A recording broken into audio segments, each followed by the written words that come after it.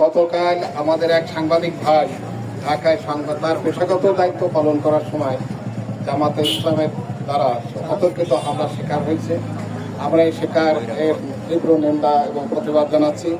শুধুমাত্র কালকে হয়েছে এটা না, সারা দেশে যে সাংবাদিক নির্যাতন, এই সাংবাদিক নির্যাতনে আমরা তীব্র প্রতিবাদ জানাচ্ছি।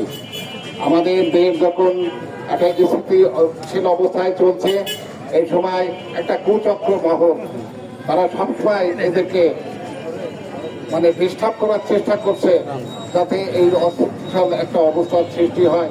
আমরা দেখতে পাই যখনই কোনো দল ভালো অবস্থানে থাকেন তখন কেন যেন সাংবাদিকরা তাদের প্রতিপক্ষ হয়ে যায়।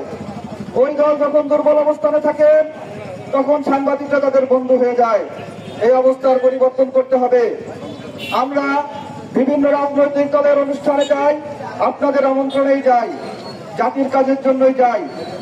আমরা দেখেছি যখনই হামলা হয় সাংবাদিকদের পরে তখন কিন্তু আমরা দেখতে যাই না সেই সাংবাদিক কোন দল করে, তিনি কি আওয়ামী লীগ করেন নাকি বিএনপি করেন নাকি জামাত করেন। আমরা দেখি তিনি একজন সাংবাদিক। যখনই কোনো সাংবাদিকের পরে হামলা হবে, সেটা বাংলাদেশের যে প্রান্তেই হোক, নড়াইলের সাংবাদিক সমাজ কিন্তু গর্জে উঠবে। গণমাধ্যম কর্মীরা রাষ্ট্র ও সমাজের গুরুত্বপূর্ণ অংশ। সংবাদ সংগ্রহ পেশাগত দায়িত্ব পালনকালে কোন সাংবাদিকের উপর হামলা, ভয়ভীতি প্রদর্শন কিংবা হেনস্থা স্বাধীন সাংবাদিকতা ও গণমাধ্যমের জন্য হুমকি স্বরূপ। ধানমন্ডির ঘটনাটি গণমাধ্যম কর্মীদের নিরাপত্তা নিয়ে নতুন করে উদ্বেগ সৃষ্টি করেছে।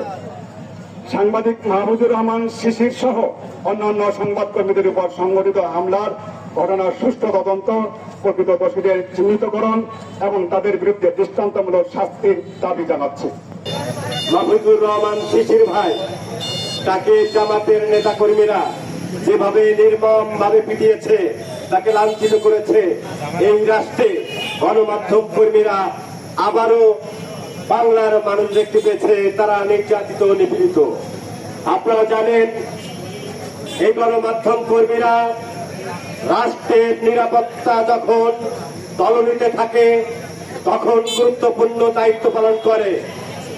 আপনারা পুলিশের কাছে গিয়ে যখন ঠাঁই পান না, তখন শেষমেশ আসেন সাংবাদিকদের কাছে। এই রাষ্ট্রের গুরুত্বপূর্ণ দায়িত্ব পালন করে এই সকল গণমাধ্যম কর্মীরা। আমরা হুঁশিয়ার করে দিতে চাই, আমরা শুধু কলম ধরতে পারি না, আমরা অস্ত্রের টিকারও টানতে জানি। আমরা বলতে চাই, আমরা যদি কলম রাস্তায় রাখতে হয়, এই ক্যামেরা যদি রাস্তায় রাখতে হয়, সারা বাংলাদেশের রাষ্ট্র অচল হয়ে যাবে।